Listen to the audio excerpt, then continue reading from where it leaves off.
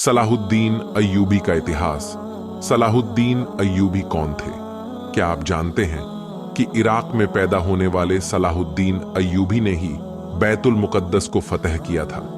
Salahuddin Ayyubi ने ही दुनिया की सबसे आधुनिक सल्तनत की बुनियाद रखी थी। उनके जरिए स्थापित की गई अय्यूबी सल्तनत ने 100 सालों तक आधी दुनिया पर राज किया। इस सल्तनत की सरहदें मिस्र से लेकर सीरिया, तुर्की, यमन, हिजाज और अफ्रीका तक फैली हुई थी।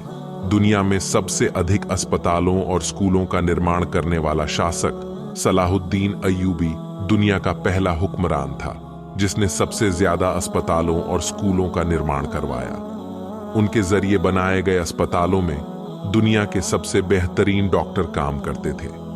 आपको ये जानकर शायद हैरानी हो कि दुनिया का पहला शिक्षा बजट सलाहुद्दीन अय्यूबी ने ही पेश किया था। उन्होंने छात्रों के रहने के लिए हॉस्टल और कैंटीन बनाने की जिस परंपरा की शुरुआत की, उसे आज पूरी दुनिया में इस्तेमाल किया जाता है। सलाहुद्दीन अय्यूबी ने कभी जनता का पैसा खुद पर खर्च नहीं किया, यहां तक कि उन्होंने अपनी जिंदगी में कभी रेशमी कपड़े नहीं पहने। इतनी बड़ी सल्तनत का मालिक होने के बावजूद सुल्तान सलाहुद्दीन अय्यूबी ने अपनी पूरी जिंदगी एक टेंट में गुजार दी। सलाहुद्दीन अय्यूबी का न्याय सुल्तान सलाहुद्दीन अय्यूबी को इतिहास का सबसे न्यायप्रिय बादशाह कहा जाता है। उनके दरबार में हर इंसान को आने की इजाजत थी।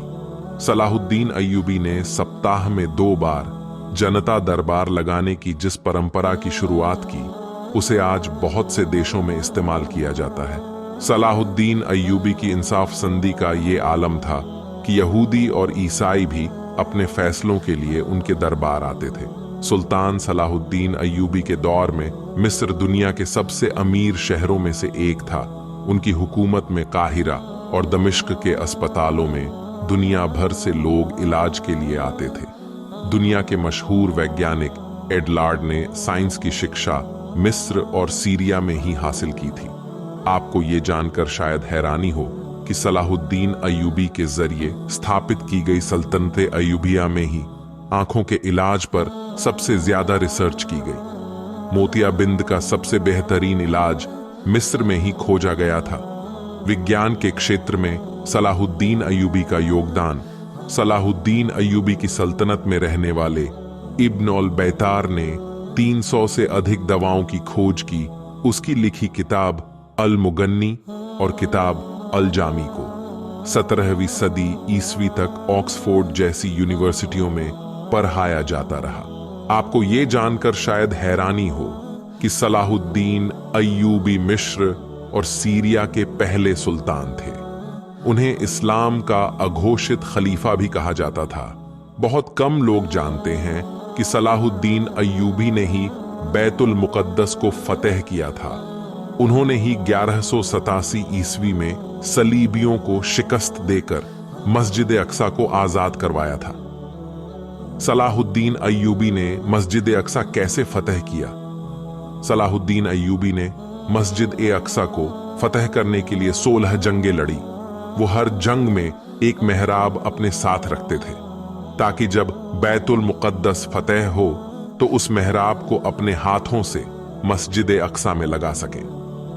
1187 ईस्वी में जब उन्होंने बैतुल मुकद्दस को फतह किया, तो ये मेहराब उनके हाथों ही मस्जिद अक्सा में स्थापित हुआ। आधी दुनिया पर हुकूमत करने वाले सुल्तान सलाहुद्दीन अय्यूबी के पास इतना भी पैसा नहीं था कि वो जकात अदा कर सके। वो अपनी सारी दौलत गरीबों और मिस्कीनों पर खर्च कर देते थे। यही वजह है कि सलाहुद्दीन अय्यूबी कभी हज नहीं कर सके, क्योंकि इस्लाम में अपने खुद के पैसे से ही हज किया जा सकता है। सलाहुद्दीन अय्यूबी ने दुनिया की सबसे खतरनाक जंगें लड़ी। उन्होंने दुनिया की सबसे बड़ी सलीबी फौज को शिकस्त दी। इस फौज की ताकत का अंदाजा इसी बात से लगाया जा सकता है कि इसमें दुनिया भर के 6 लाख ईसाई शामिल हुए थे। यहां तक कि यहूदियों का एक बद्धा गिरोह भी सलीबियों की मदद कर रहा था। नूरुद्दीन जंगी और सलाहुद्दीन अय्यूबी का इतिहास। सलाहुद्दीन अय्यूबी शुरुआती दिनों में नूरुद्दीन जंगी के फौजी कमांडर थे, लेकिन 1164 में उन्होंने जब मिस्र को फतह किया तो नूरुद्दीन जंगी ने उन्हें मिस्र का शासक बना दिया गया और फिर सलाहुद्दीन अय्यूबी की सल्तनत का दायरा फैलता ही चला गया, यहां तक कि सऊदी अरब से लेकर इराक, शाम, सूडान, तुर्की और अफ्रीका तक का पूरा इलाका सलाहुद्दीन अय्यूबी के कब्जे में आ गया। सुल्तान सलाहुद्दीन अय्यूबी ने सलीबियों से लगातार 12 सालों तक जंग लड़ी। उन्होंने जंगे हित्तीन में अपने 12,000 सिपाहियों की मदद से सलीबियों के 63,000 लश्कर को खाक में मिला दिया। सलाहुद्दीन की इंसाफ पसंदी के दुश्मन भी कायल थे। उन्होंने बैतुल मुकद्दस को फतह करते ही ईसाइयों और यहूदियों की माफी का ऐलान कर दिया। उन्होंने ईसाइयों को न सिर्फ बैतुल मुकद्दस की जियारत की इजाजत दी, बल्कि उनके लिए खाने पीने और रहने तक का इंतजाम किया। सलाहुद्दीन अय्यूबी के इस इखलाक से यहूदी और ईसाई इतना प्रभावित हुए कि उन्होंने इस्लाम कबूल कर लिया। सलाहुद्दीन अय्यूबी के होते हुए किसी में मुसलमानों की तरफ आंख उठाने की हिम्मत न थी। यरूशलेम के बादशाह के भाई ने जब मुस्लिम हाजियों के काफिलों को लूटा तो सुल्तान सलाहुद्दीन अय्यूबी ने सरेआम उसका कत्ल कर दिया। सलाहुद्दीन अय्यूबी के जरिए आजाद करवाए गए बैतुल मुकद्दस पर मुसलमानों ने 750 साल हुकूमत की, लेकिन 1948 में अमेरिका, ब्रिटेन और फ्रांस ने मिलकर फिलिस्तीन में एक यहूदी देश इजराइल की स्थापना कर दी और बैतुल मुकद्दस के आधे हिस्से पर यहूदियों ने कब्जा कर लिया। 1967 में होने वाली अरब और इजराइल जंग में बाकी हिस्सा भी यहूदियों के कब्जे में चला गया। बैतुल मुकद्दस मुसलमानों का किबला अव्वल था। मुसलमान पहले इसी की तरफ मुंह करके नमाज पढ़ते थे। हजरत मोहम्मद सल्लल्लाहु अलैहि वसल्लम ने यहीं से मेराज का सफर तय किया था और मस्जिद अक्सा में ही तमाम नबियों की इमामत की थी। सलाहुद्दीन अय्यूबी ने अपनी पूरी जिंदगी मैदान जंग में गुजार दी। उन्होंने 100 से अधिक जंगें लड़ी और ज्यादातर में फतह हासिल की। इस्लामी इतिहास का हीरो बहुत कम लोग जानते हैं कि सलाहुद्दीन अय्यूबी हाफिज कुरान भी थे। उन्होंने मात्र 15 साल की उम्र में ही कुरान हिफ्स कर लिया था। सलाहुद्दीन अय्यूबी तकरीत में पैदा हुए थे।